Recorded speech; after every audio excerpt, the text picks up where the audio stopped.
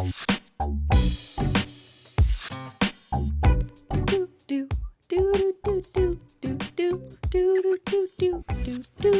what's up? Hello, everyone. Welcome back to another episode of SimplyPodLogical, a Simply Nailogical podcast. Christine, now is the time for winter cleaning.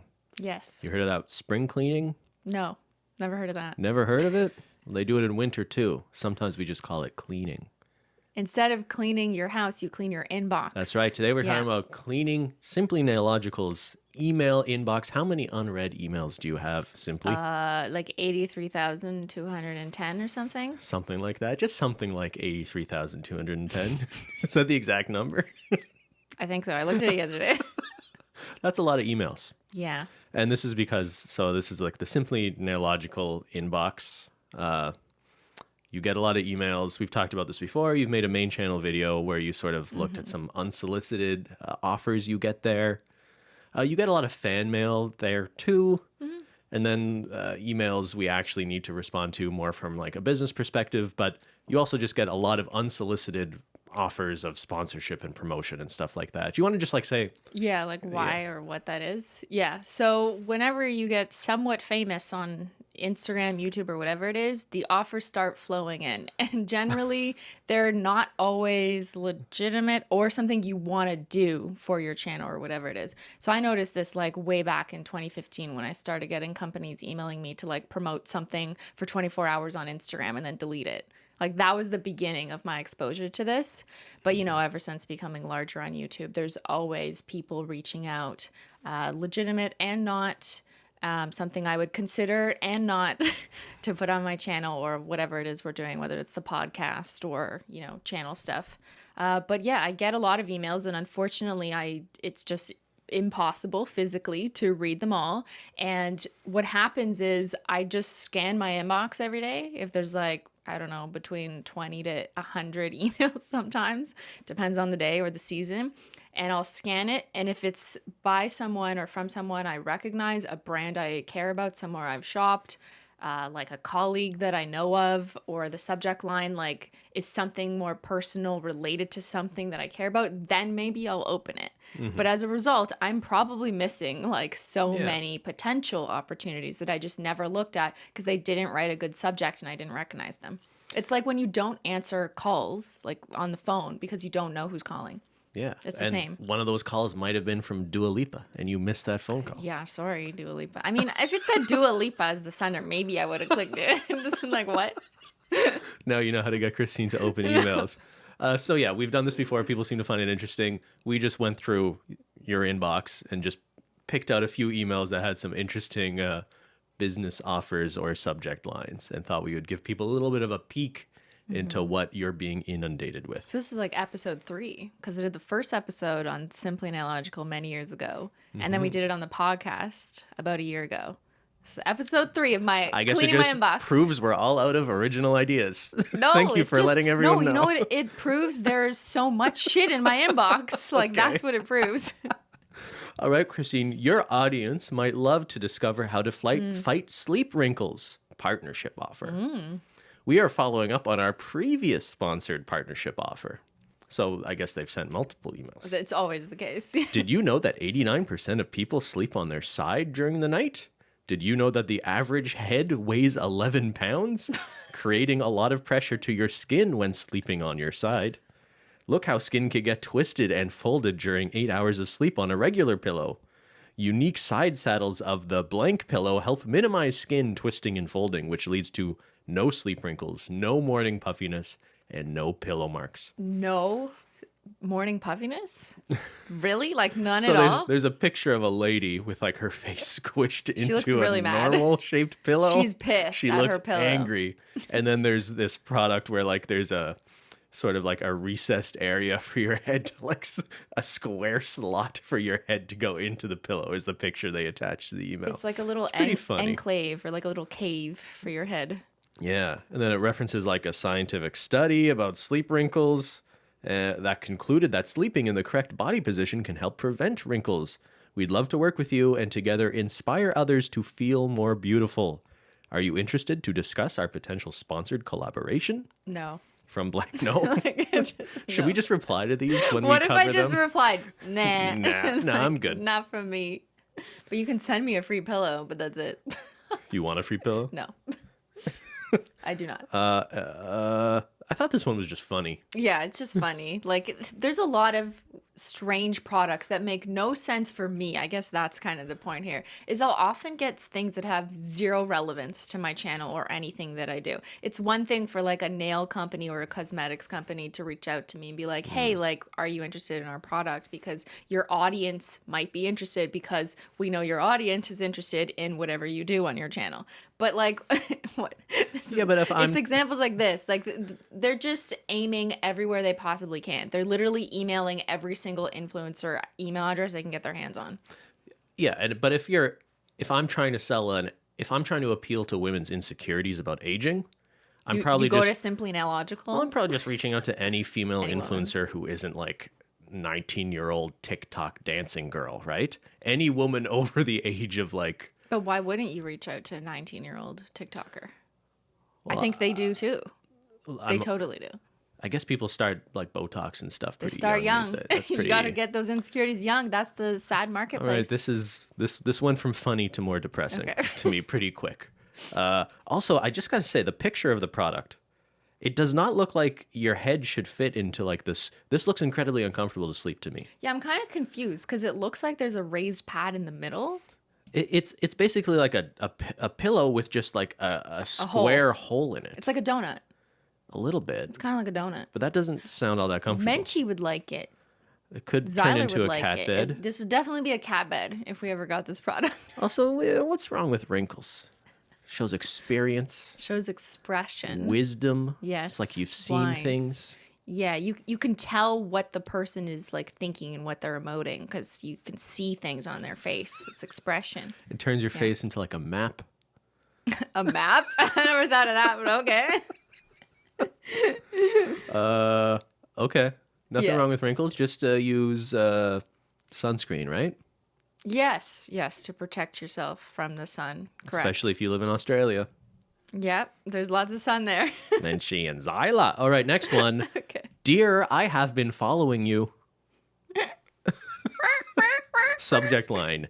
Dear, I have been following you. This is like, is this an email from a stalker or a brand? Like, I don't know. But it's also like you follow people on social media, so it shouldn't be that creepy. But it's also really creepy when you write this as a subject line. Your recent post really resonated with me. I thought it was something my audience would appreciate, so I shared it with my social media and email subscribers. We love the work that you do. Your social media profile is great. We are now selling on Amazon and won high praise and trust of customers. Looking forward to having the opportunity to establish a long-term, cooperative win-win relationship with you in the field of eyelashes. The field of eyelashes. Looking forward to your early reply on these cooperation details. We're sure your audience will benefit from our products. Kind regards, blank. Okay, so this is an example of an email that I get all the time from people who sell on Amazon. And it's basically like trying to suck up your social media profile. We love what you do, but then no reference to what it is I actually do or why they care. So they don't actually It's clearly care. a template that could have been sent to anyone. Exactly. There's nothing. The people who do this better will at least insert a line that refers like more specifically to you. Yeah. Although sometimes they forget to like format it properly. So you'll see the paragraph of like template text, and then like the one sentence in the middle is sort of differently formatted. Or you get the wrong thing, like they're referencing another influencer's thing that they did. Or, That or they happens call sometimes. you Sophia. Or they're like, hi, Sophia. That happened one That did time. Okay. Okay, anyways, I see this a lot, and there's just no context as to why. Like, why would I work with you on eyelashes? What is it about my profile you care about? And, like, let's be honest, they don't actually care. This is just like, what's the expression where you're trying to shoot the... You miss all the shots you don't take. Yeah, exactly. I Wayne get a Gretzky. lot of that in my inbox, like way too many. But it's it's the subject line for me. It's the dear, I have been following you. I like that. I should use that. Yeah. Okay. Next one. Simply Nailogical sponsorship offer from established titles. Cristine, my colleague Blank, reached out to you earlier, but they were having some email issues, so you might not have received it. No, I received them. You received it. Definitely. Offers are below again for your reference. Established Titles is a project based on the historic Scottish custom where landowners are referred to as lords and ladies. It allows people to buy 1 square foot of dedicated land to claim themselves the status of a lord or lady and commit to planting a tree with every order. Established Title's primary mission is to provide a fun, novel way to preserve the picturesque Scottish woodlands and aid global afforestation efforts. The rate is $30,000 for an integration for transparency. So this email is from like a marketing agency on behalf of the company. So they're sort of disclosing a commission they're taking. They want a 60-second integration pre-roll or mid-roll in a certain time period, and they included some examples of other people who've done these sponsorships. If you're interested, please send us your demographics, age, location, and gender. Let me know if you have any questions. Cristine, do you have any questions?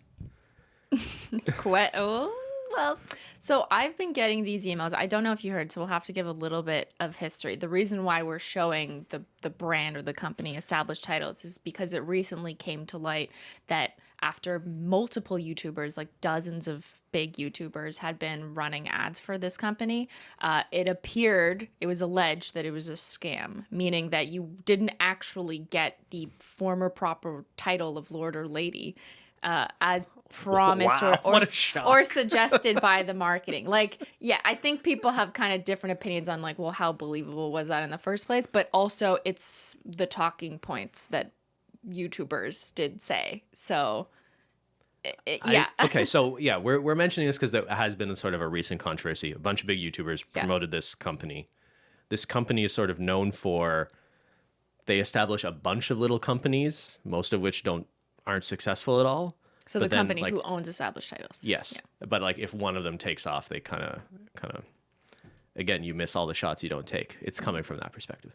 Let's talk about it a little. So what they're selling is this idea of, they're saying they're selling you a square foot of land in Scotland, which means you get like the formal title of being like Lord a or lord or a lady. lady.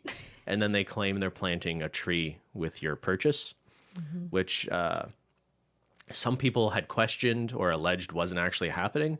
I think since this controversy, they had sort of provided some evidence they actually do contribute a portion of the funds to forestation efforts. So let's just take that off the table.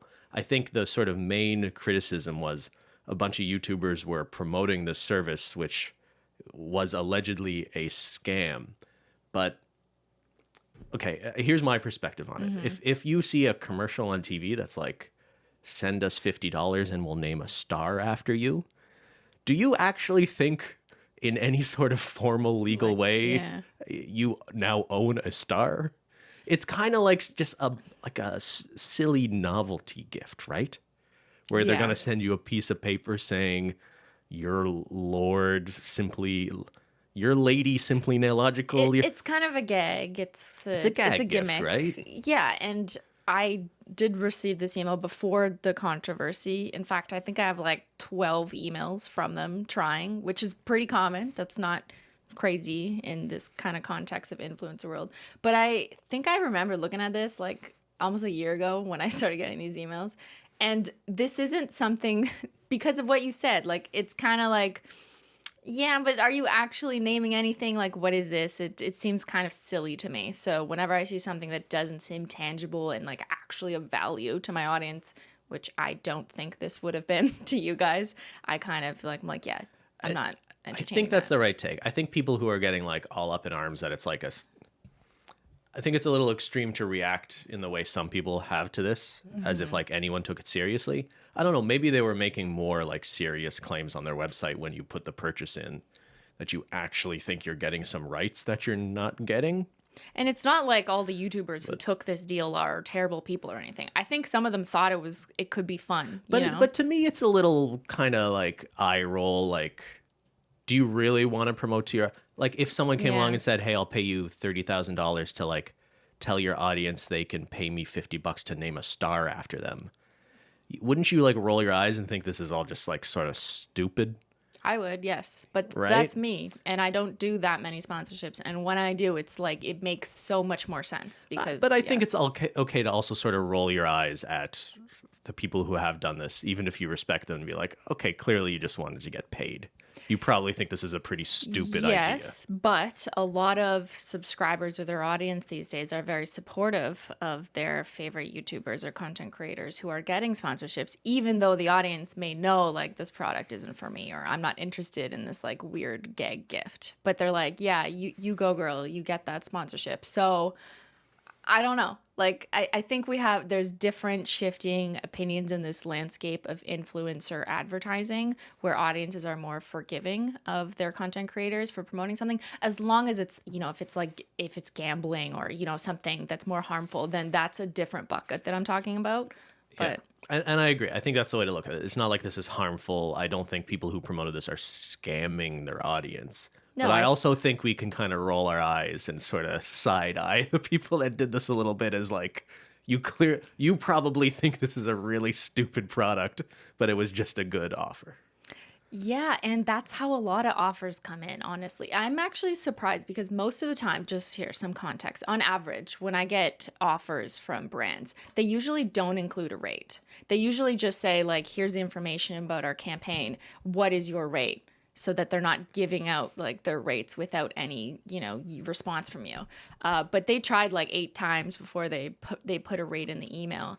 And I think it's a tactic that works eventually that I think more brands are experimenting with because I'll see it more and more now is after they send 8 emails with no response, then they might offer a rate. And that rate is usually like really healthy because the idea is like finally you'll respond to that. And the rate they're giving me is definitely not the same rate as whatever YouTuber who you watched who may have done an advertisement. It's going to vary depending on what they think. I mean, maybe someone happened to get the exact same rate, but I'm just saying, like, it usually would be personalized for what kind of value they think my audience would have. So when they say 30K to me, it's not like everyone who did an ad got 30K. It could be more, it could be less, depends. But yeah, I don't care. Like, I wouldn't have done this for 30 grand or any amount of money, just because it wasn't something that I wanted to promote to my audience because it doesn't make sense. Like, I ignore the like scam, like, are you a lord or a lady? Like, whatever the fuck. It doesn't make, why would I have that as an advertisement? And now I understand that there's content creators who often do promotions or ad reads for things that they don't use and doesn't necessarily correlate to their audience interest. And that's like normalized, especially more on podcasts. Way more podcasts these days have like 3 ad reads in it where it's like talking about a product that like you would never use or whatever. But it's normalized. I don't know. I just like find it very interesting because I feel like although social media landscape and content creators have kind of shifted towards just running ads and just telling their audience, don't worry, it's just an ad. I don't care about this shit. Well, without actually saying that, but implying that. It's turned into that over time. It makes it more like traditional media though, Yeah. doesn't it? Because the real power of like influencer promotion or marketing is when there is like a more real connection between the content and the ad. It makes the ad content. But it makes influencers having a true connection to the product they're promoting makes it more effective. It makes the conversion rates higher, which is better for everyone. It not only makes it more effective, it makes the ad not even really feel like an ad. Yeah, and that makes the audience more sort of accepting of there being ads. If we're just increasingly seeing now time for the sponsor, here's something I clearly don't care about or even personally endorse as a product, but I'm just reading 60 seconds of copy. That's just going to make these ads less effective. And then we'll stop being able to say to people, or YouTube will stop being able to say that YouTube ads are way more effective than other ads potentially. Yeah, no, that's a really good point. And then if you keep doing that, you train your audience to tune out for 60 seconds. Yeah. Because it's not a real information. Okay, how many people listening to this, when you're listening to a podcast, for example, whether it's on YouTube or somewhere else, all the time, as soon as they start the ad reads, are you just pressing skip ahead 30 seconds to try to get through that? It depends on what it is. Like sometimes it's a really good integration, and sometimes in the ad, the influencer content creator is telling you a story about their experience with it which sometimes you want to hear depending on what it is. But if it's just like, okay, here's 17 talking points that like I have no relationship to because whatever, I'm just reading off the script. Then Also, you know how I think we're kind of out of touch? And like, I'm not trying to say like we're better than other people who sponsor these things. I don't care all that much. But a lot of people are probably like thinking like, I'd take $30,000 to talk for 60 seconds about a product, even if I didn't really care about it all that much. Yeah, but that offer is relative. So if they're offering me that, that 30,000 is going to mean a way different value to me than it might mean to the average listener. So the average listener, let's say you have like 1,000 subscribers on YouTube, you're not getting an offer for 30,000. It's going to be relative. I think people, even the way audiences support creators they like, I think they'd totally be like, you know what, Cristine, that money is worth it, and I'll just sort of ignore the ad read. I think a lot of people have that sort of attitude, like we kind of talked about. Yeah, but it's not when you look at it as a proportion of like your total, income for that year. So to me, this is not, but I'm in a privileged position to be able to say that. But if it's a smaller creator, then I can understand. But that smaller creator wouldn't be offered 30K. This is a significant amount of money, even if you are making a lot of money. Yes, but like I want $30,000. I don't need it to put food on the table. Okay, yeah, and you're not saying that. I despise when large enough content creators who I know have multiple millions of dollars say things like, I have to take this ad to put food on the table. Okay, people don't. That was something you heard in like 2016, 17 YouTube. But it sticks with me so bad. We're stuck in the. Yeah. I'm not gonna call. There's one person we always think of when we say that line, because there was one person in a YouTube couple who used to say that to justify them doing sponsorships a lot, like 5 years ago. People don't do that now. Yeah, you're right. Landscape's changed. Okay, accepted. Yes.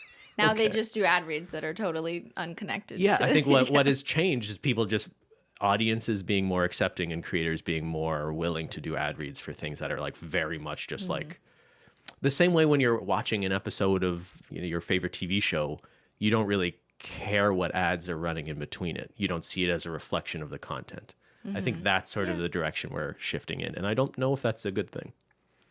I just think it makes ads less effective and audiences less engaged when it happens. So that's not really what you want as an experience on this platform that is supposed to be more about community. But, It's also hard to imagine the ROI, what sort of return on investment people are getting for this amount. Like how many, let's say you did the sponsorship. How many people would buy a plot of land? How many people are even clicking on that link? And how many people are actually being converted? How much is it? Was it like $50? Do you remember? I don't know. I can't remember how much it actually was. But yeah, would they make back their $30,000? I don't think so. Like, I do not think so, genuinely. But I think a lot of these types of companies, not this one in particular, but I think a lot of them will overpay just to get a credible creator, giving them brand awareness so that they can use that credible creator when they reach out to other creators and be like, look who did an ad for us. Here's an example. You may recognize these names as trusted creators on the platform. So it's like a brand recognition play. And then they'll use your name as an example to like get other big people. So they're paying for that too. Yeah. Which is maybe why it's 30K, not like 5K, which maybe is actually more the value for this shit that wouldn't get conversions. Anyways, those are my thoughts. Lord and lady, why would you even wanna? I mean, like, it's funny for like 5 seconds. Is it? Yes. I'm simply the lady. Simply. I want to be the Princess Meghan Markle. No, not that. But just, actually, I don't even really understand it. A lord or like I don't get it. Not really. Whatever. But yeah, it was weird how many like political shows and YouTubers did this too, right? There was a lot of big, well-known, respected in different groups, people who did this. Sure. And it was all over the place. But for some reason, it seemed to like, they really went like a bunch of like the Ben Shapiro's of the world and like all these, a bunch of like political shows did these sponsorships, which I thought was super strange. I guess they'll take what they can get. They just take everything. I think maybe more sensitive topics too. Maybe they don't have as many people reaching out and they really do try to fill their ad space. With stuff like this. Yeah. That seems harmless on the surface. Like this, you read this, you're just like, oh, that's cute and kind of weird and probably. I do think this is harmless. Unless we're talking about like a fraction of the percent of people who legitimately thought they were becoming Scottish And they royalty by and they were gonna like service. move to Scotland to claim their land and like be a king and queen. What could you even do with 1 square foot of land? Stand on Can't it. even stand within Can one. you stand on 1 square foot? Yeah. Maybe with like... Not for long. It could be like a Mr. Beast That's challenge. a Mr. Beast video. How long can I stand on my 1 square foot of land as a lord or lady? And you lose your lord or lady You lose your status lordship when you fall if out you of the fall. square foot. There you go, yo. And then he can plant a tree for everyone who stands there for more than 10 hours because he likes planting trees too. I watched the first episode of that Netflix show, the Harry and Meghan thing. Yeah. I don't really have an opinion on them. I don't even know why we turned this on. But like the way people talk about the British monarchy is like insane to me. Like I find it's like they have people when something happens in the royal family, you know, how like someone will get on TV and it's like they're a royal expert. And they'll go, ooh, the prince had a piece of toast with jam for breakfast. And they're saying this as if everyone should care about it. Yeah. Watching the first episode of that show, they even talk about themselves this way, which I think is them sort of like internalizing this idea that everyone should care about everything they do. But people do care, so it's a product of reality. I guess I'm part of the problem. I clicked on the show for some reason, Yeah. but they're talking about how they met and they're like describing like a super mundane date, and they're talking about it as if it's like some amazing fairy tale story. Like, and then I saw her on Instagram. And it's like, okay, dude, you saw a hot girl on Instagram and you went on a date. And they're turning it into this story as if everyone should think this is amazing. Because the world, or much of the world, does treat them like that. And they've never had an opportunity to explain it from their side because previous to this, I guess, I don't know, I'm not a fucking royal expert. Okay. But it's mostly been the media painting a picture of how they met or whatever. Yeah, and they want to them. reclaim their story. I totally get it. I don't begrudge them for that. It's the way you talk about yourself as if like everything you do is amazing and worthy of being turned into a fucking production. It's a product of their lives and how people have treated them, though. So like you can't really blame sure, but them we put a lot of content online. People comment on me or you a lot, but I still wouldn't get on camera and talk about myself like let's say like I described how I met you. I don't know, I'm pretty mundane. sure we did that on the podcast. Yeah, we did, but it was like I was in a seminar. It was fine. I wouldn't go and like, and then she looked me in the eye and then she asked me if I had any comments on her fucking paper. Like, you know, like I wouldn't make it this like elaborate fairy tale story. Maybe that's just how they talk because they've been trained to deliver messages in this kind of regal, I'm a king way. Like I must present to the world. Like that's just how they're trained. Then I guess it's just super obnoxious. We haven't been trained. We have no training. We're rogue when we just like talk shit on camera. It is what it is. And we went on a first date and she made spaghetti. It was the best. It was shrimp scampolini and hummus. Hummusy. There was no hummus. No, there hummus isn't part of I'm going to reinvent our story so it sounds better. I hid my love of hummus from you for a long time. That's a smart play on your part because it really fucking smells. It's a lot of hummus smell. All right, you want to look at another email? Okay, we've been derailed. Do I have emails from anyone else? YouTube promo Blockchain Expo 2022. Let's go. The commercial manager of Blockchain Expo welcomes you. We want to promote our Blockchain Expo and we would like to offer you cooperation in advertising. We are willing to pay you for a 40-second long pre-roll of our 40 seconds long pre-roll of our event in the beginning of your video. It's taking place here, blah, blah, blah, blah, blah. Why did we include this one? Just to show you that the blockchain, the cryptos are alive and well. The Web 3.0. They're still in my inbox. They've been in my inbox for years. They won't get out of my inbox. Why don't you just search crypto, blockchain, Web 3.0 and delete all those emails? You could probably clear out a lot of work. A good 15,000 emails it's like out of that inbox. 50% of my inbox. No. But like they only want to pay $350 for 40 seconds. Should send them the established titles offer. What the fuck is this? Well, a lot of crypto exchanges and stuff have basically crashed and gone bankrupt recently. Oh, they can't afford it. Is that why? Maybe they can, but is that in crypto? They never say. No, I think they're offering US dollars here. I'm pretty sure. Doesn't say. We don't know. I guess I think we can still assume they're paying in dollars and not in their made up fantasy technology coins. Okay. Please let us know if you are interested. We will send you a more detailed action plan. An action plan versus the government? I feel bad for people who have actually like listened to. Yeah. Have you ever met someone who's not just like a dog avatar or like have a bored ape picture on Twitter? Have you ever heard someone in real life actually try to convince you that this is a good investment? No, but I don't really talk to people about investing stuff in real life other than like, a financial advisor, which would not suggest this. I don't know. It's not circles I'm in, honestly, though. So it makes sense that I wouldn't have talked about it. But it just kind of breaks my heart when you hear about like some like Ontario teachers pension fund lost like $100 million because they were like had invested money through what was it like FTX. So that's our province who employs teachers. Yes, they have a pension fund for and teachers, and they invested a bunch of money into crypto. So now what? Through a crypto exchange that went bankrupt because of allegedly fraud that was occurring between the crypto exchange and a hedge fund owned by the same.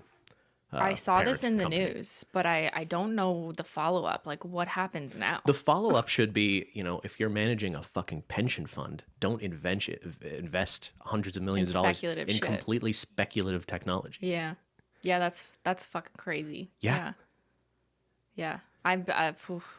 Anyone who was affected by that, that's so fucked up. I saw that on the news and I was like, excuse me? Like, I didn't even know that was an option for them to do with that. Mm-hmm. Like, that's crazy.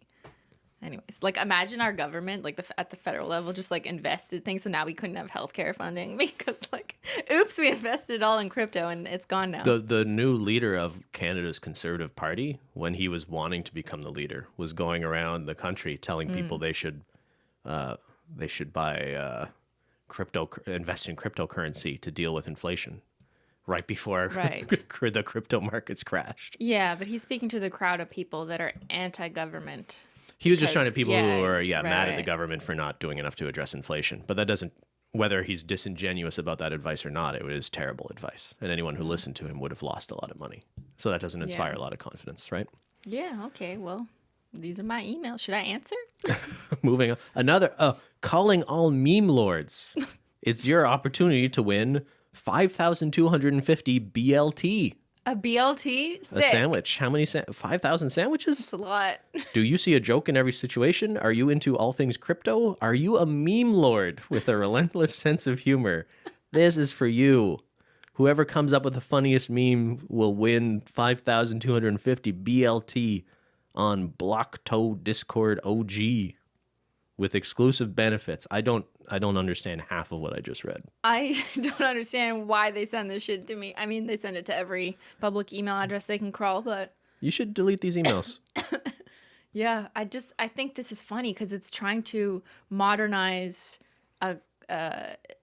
investing in what they want you to by using memes. Like, they're literally trying to attract 18-year-olds or younger with this strategy. Yeah, but that's always been the case with crypto and NFTs. Although, like, you don't really hear about NFTs anymore. Don't notice that? Notice how no one really talks about NFTs anymore? So they're taking some time out. It's almost as if people realized there was, like, no real practical use to NFTs. What about all those people who spent, like, $100,000 purchasing them? If you had $100,000 to buy a picture of a monkey... Then it doesn't matter. Yeah, then I think you're okay. Yeah, I guess like maybe if you were buying like $1,000 ones, thinking that they're a good investment in your future, but you just like lost your mortgage. Then you learned a lesson. Okay, but expensive lesson. People definitely got devastated by that. By buying NFTs. Yeah, I think there are some really terrible stories of people purchasing in the like 1,000 or whatever range, being promised like this is gonna quadruple in value in like 6 months. Getting that kind of advice, and then now they can't pay the mortgage. There's a good YouTube channel. That guy, CoffeeZilla, is that the name? That is one. He's done a lot of work to like expose a bunch of these crypto schemes, pump and dump schemes, things like that. If you're interested in hearing an educated opinion on why a lot of cryptocurrency business ventures are essentially scams, check that out. Yeah. Hi, Cristine, Raquel. Hope all is well. Wanted to follow up about the opportunity with blank. We'd love to explore doing ticketed digital live experience for your global community. During your moment, you can interact live with fans, sell merch, and earn tips from the audience. Talent on our platform earn 100% of the revenue they generate across our commerce tools, which is ticket sales, merch sales, meet and greet, VIP after party, tipping, etc. Oh, we just charge fans a 15% service fee at checkout to cover our costs. Talent own 100% of fan data. Unlike YouTube, you are not renting your audience. You own your audience. Yo, we own you, audience. What a terrible way of phrasing. Hey, hello, YouTuber. Do you want to own people? Does that not sound like a problematic concept to you? No, we can't rent the people. We got to own the people. Also, what is this? On YouTube, you're only renting an audience. You don't own it? I don't. What does that even mean? I think they just mean like because we don't have all the data points, like we don't have everyone's like IP address, mobile device, other than on an aggregate level where you can see like browsers or whatever. I think that's what they're saying. Like YouTube actually has your specific user information, but we as the content creators don't for like privacy reasons. Yeah, I think that's it's probably a good better thing that way because that could be greatly abused. Anyway, I find their commentary on the revenue split is interesting because this is a thing you'll hear come up about the differences between the platforms. We had a whole episode on YouTube and Twitch and the rev split being a big part of that. Because on Twitch, they've made their revenue share basically like how much money the creator takes home versus how much the platform is taking. It's going to get worse on Twitch soon. And it's better on YouTube. But Twitch also gives like free memberships through Amazon Prime to people. That actually makes up a good portion of the discrepancy. And a lot of people don't even consider that. Anyway, they're saying they'll give you 100%, but you're getting 100% of 100. They're charging people 115%, essentially. So how does that make sense? So it's like, we'll give you 100%, but we're just going to charge your fans even more. Yeah, so they make the money off the also, fans. You can own your fans.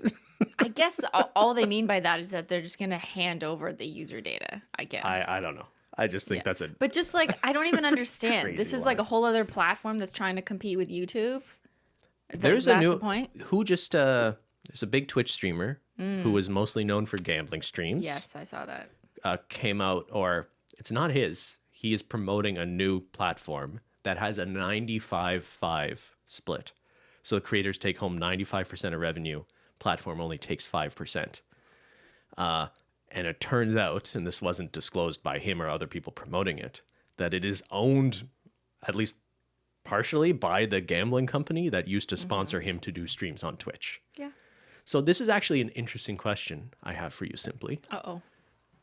And I think for all creators to consider, how much do you care about the platform paying you where they get their money from? Paying me... Sorry, say that again? I'm just saying, like, would you be on a platform... Like, presumably you're getting a split of advertising revenue from advertising.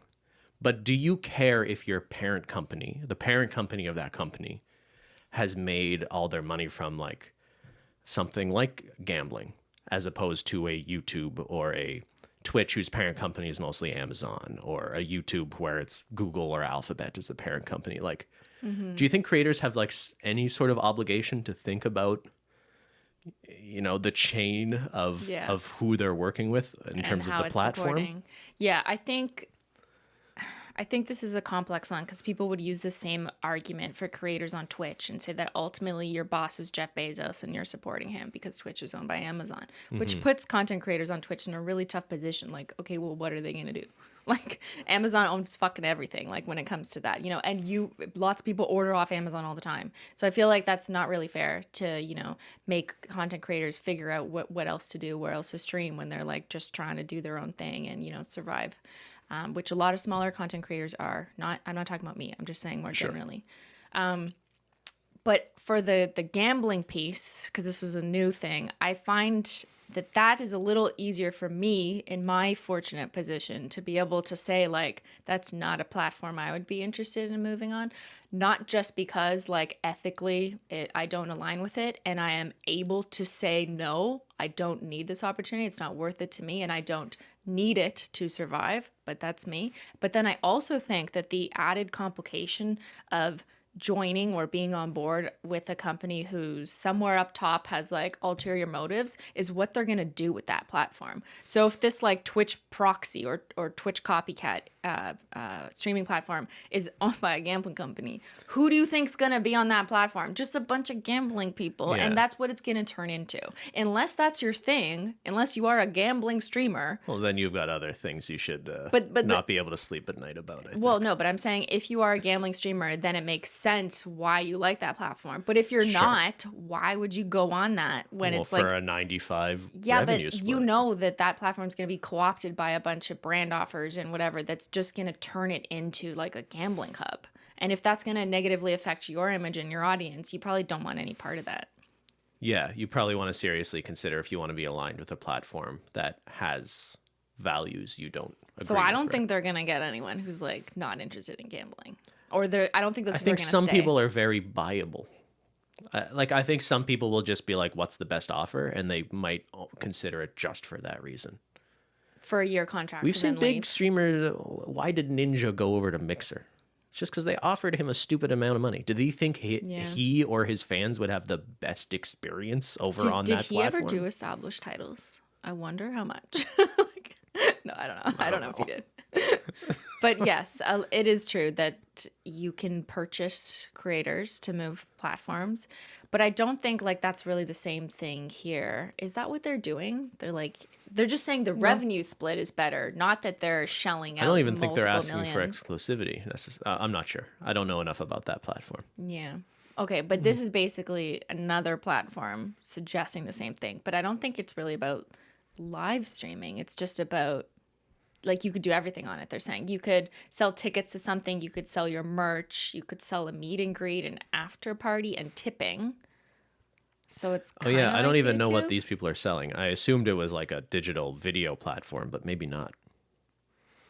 It's not even clear what they're... It's not even clear. They're just like, we can do it all and you get 100%, which sounds really intriguing, but you know, sometimes some things are too good to be true. You get 100 of our 115%. All right, next email. Reaching out with an awesome sponsorship opportunity for your channel. Our partner Blank is interested in sponsoring. It's an app service that monitors a user's subscriptions from Netflix to beauty, geology, skincare, automatic reorders. What? It monitors subscriptions. Okay, just weirdly specific examples there.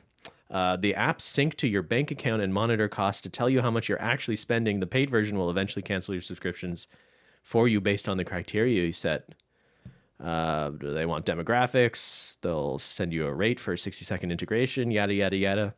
I've heard about services like this being advertised on pretty legitimate So what is channels this? and Because I've never platforms. heard of this, you know? I'm pretty sure based on hearing other people advertise services that sound the same as this, I'm not sure if it's the same one, is just this idea that it helps people manage, you know how like over time you've subscribed to a bunch of things that have recurring monthly fees? Like for me, I'd signed up to an Audible sponsor. I'd use someone's Audible code at one point, and then just like didn't think about that for a long time and realized I was paying a monthly fee on Audible, and I didn't realize for a while. So the service does what? It goes into your monthly bank account statements. It has sounds like access it. to your bank account.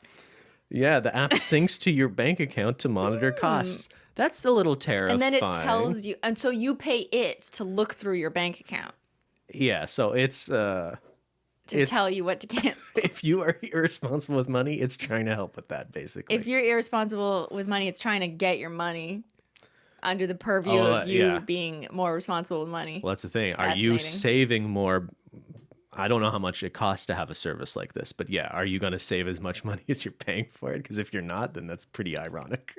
Yeah, and that's totally what they're going for, right? They're just trying to take advantage of people who don't really, whatever. We look at all these things like an awful thing. I don't know. Some people could potentially benefit from this. I think in principle, this sounds like a good idea, just to like have something alert you when you have recurring subscriptions. But I think your bank should do a better job at implementing tools like that can give you reminders. I think it should be the bank telling you, not a third-party app that you sync to your the bank. bank wants you to spend money. That's how they make money.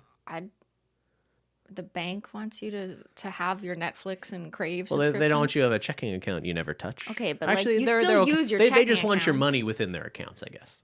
Okay, banks have done a better job in the last 10 years at least giving you like a pie chart kind of breakdown of where you spend your money. It's not always accurate. I've been seeing people give me examples of this actually, because when people buy at Holo Taco, it thinks that's food. So people, What? yeah. So people have said like, Wait, look, why does it think that? because it's called taco. Oh, so the bank's just Yeah, the bank is just doing crawling the kind of an name. automatic word association to figure out whether something's food related, mortgage related, So you're talking or about like whatever. some bank financial institutions now have like a chart that says this is how you spent money in the last month. Yeah, and I think that that's a good thing, that they have those kinds of tools where they're trying to show their customers like how they spend their money. It's not always 100% accurate. For example, Holo Taco's not food, but like it happens. Don't And eat the I nail think polish. maybe if banks put more effort into like, hey, here's a list of your recurring subscriptions, like that would be really useful. But I would rather it come from the source of like where those subscriptions are being charged. I'd be pretty rather reluctant to than- sync anything than linking to your bank account. to a third-party app that's charging you for the service. I'm not disagreeing that it would be nice to get a list of my recurring charges so that I could look over them and decide, oh, what should I cancel? Yeah, I don't think But- I want that service to actively cancel things for me. What if it's like, Yeah, how does that even make sense? you have a recurring water bill. We're going to turn that off. your monthly prescriptions are over. No more healthcare for you. All right, want to bang out a couple more? Yeah. Oh, a long one. I'm not reading this. Leads the way in optimizing revenue. The success of future content providers will hinge on creativity with hybrid business models, technical agility, data-driven flexibility. With rapid changes in technology increasingly demands users' expectations. A laser-sharp focus on the user is a key differentiator. Hybrid business models enable media companies to substantially increase monetization methods within a single video service, creating compelling new ROI options. Advertising is now the most relevant monetization model, but not in isolation.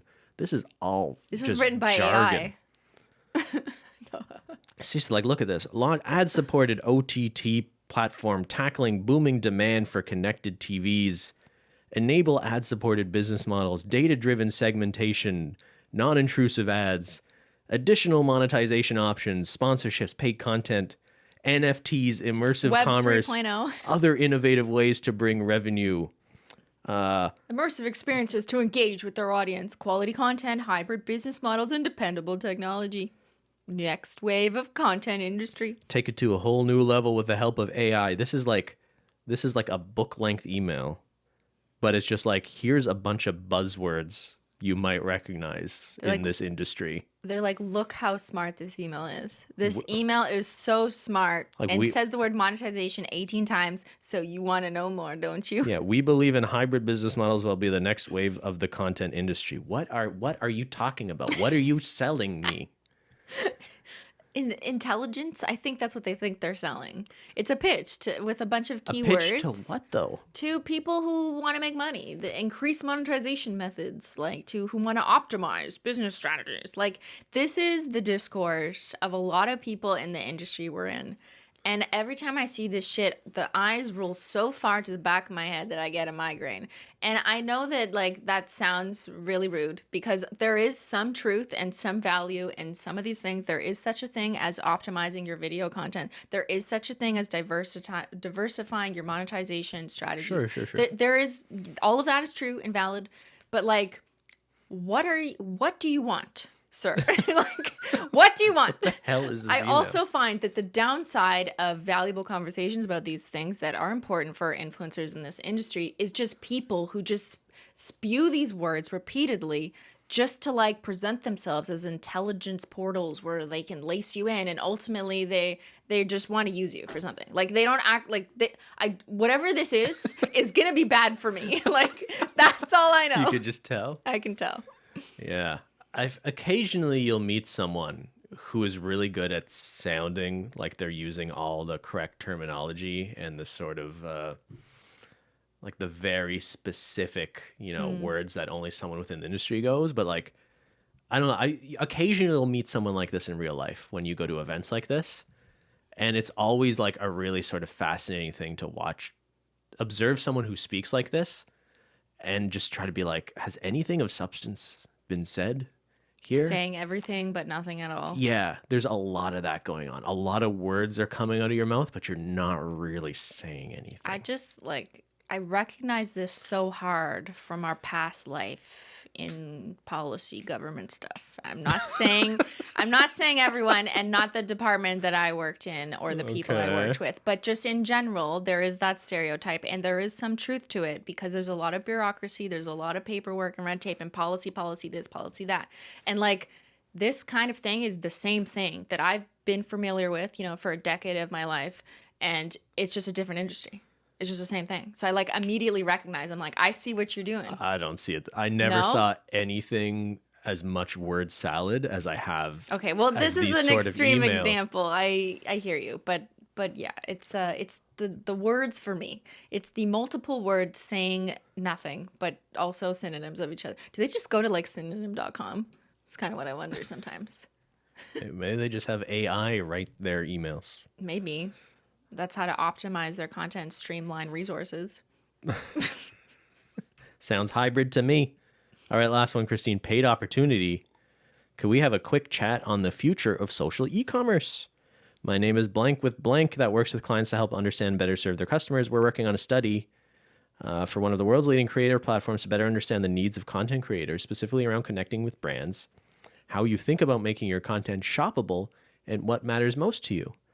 And they're offering you a fee to just have a conversation with them about you talking about shoppable content. What do you think? What do you think? What do you think? I mean, there's nothing bad or wrong about this. I think I just generally don't answer emails when someone offers me anything and I don't know who they are. Yeah, there's nothing wrong with this. Yeah.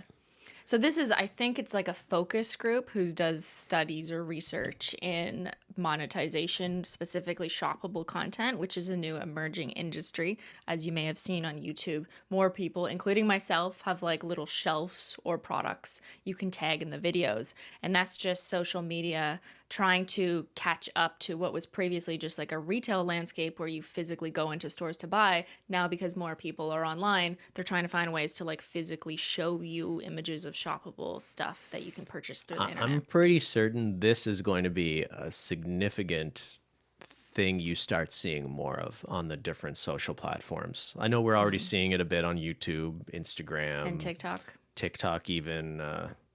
But as consumers of content, I think you're increasingly going to see these platforms experimenting with ways of making content shoppable. Mm-hmm. And yeah, we've participated in this a bit in an experimental way, mostly through your live streams, right?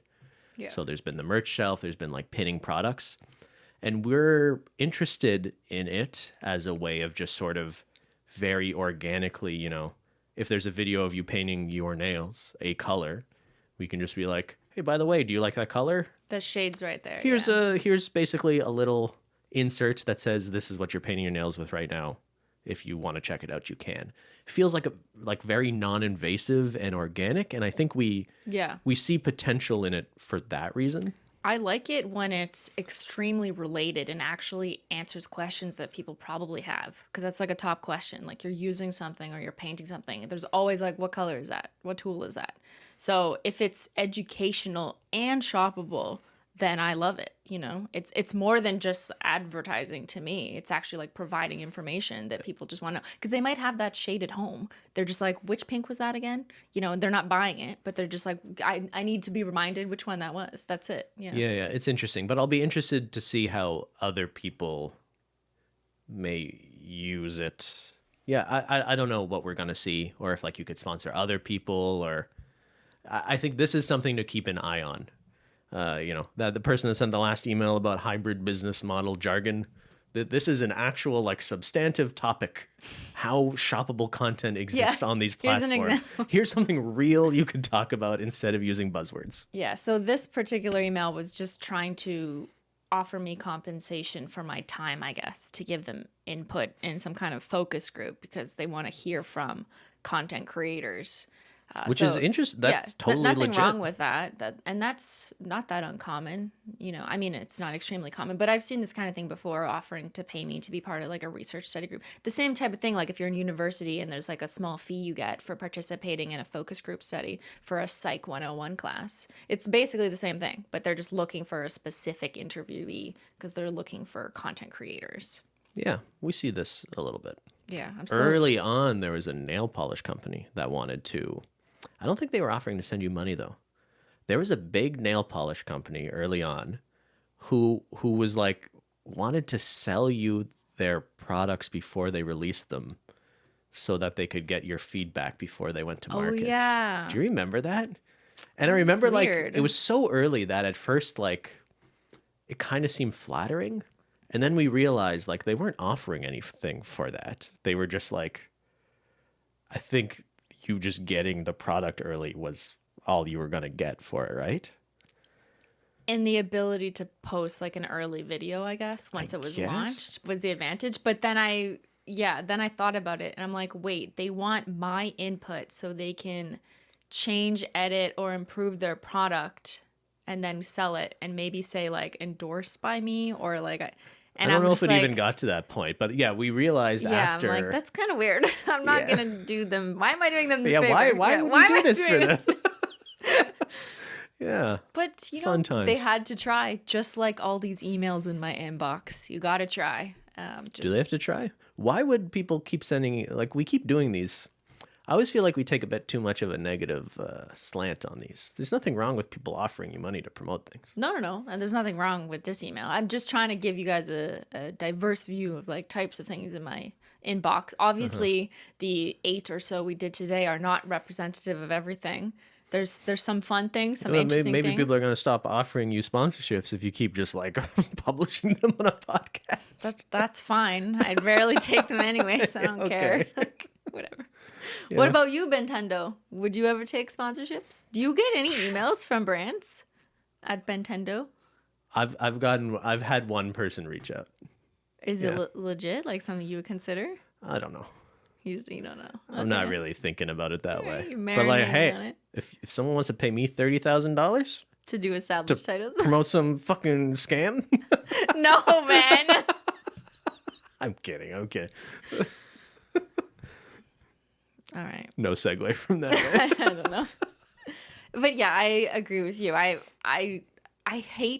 don't want people to think like, oh, we're just like so ungrateful when offers come in our inbox. I think it really is just a product of the experience I've had in the last 8 years where there's been some really good offers. But honestly, the majority, like 95% of what's in my inbox is something that like I would never consider in a million years. So when it's so disproportionately that, over time, over many years, I just as a person get so jaded and just kind of have this outlook on like what trash is here today. And it's sad that like this is what honestly some of the industry has kind of done to me is that I see a lot of it through this negative lens. But most people, once they get like a reasonable amount of success, would just have someone manage these communications for them. You're seeing a bunch of stuff that most people in your position would just never see because they have a manager or an agent. Oh, good point. Right? Yeah. Talk to any other big creator. They're not filtering through emails about like, help us sell eyelashes on Amazon because they have someone filtering that before they even gets to them. Are you offering to manage my inbox, Ben? I am absolutely not doing that. Thank you. Okay. All right. That would be so helpful. All right. Thank you for tuning in. Yeah, this was a fun Taco Tuesday. Is it Christmas yet? It was okay. Last episode was better, I think. What? Why? Because you made me cry? That was funny. Making me cry was funny. Well, the gift guide episode was really fun. But did you get me a desk mug warmer? No. Ben! You already have like 7. I know, but you can always use more. Ask the people. It changes lives. It saves lives.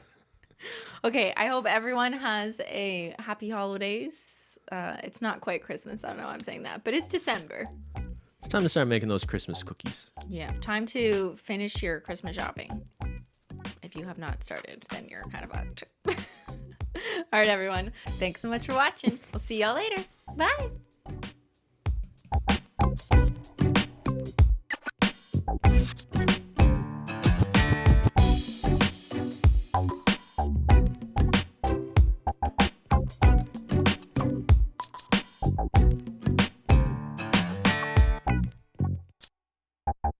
Bye.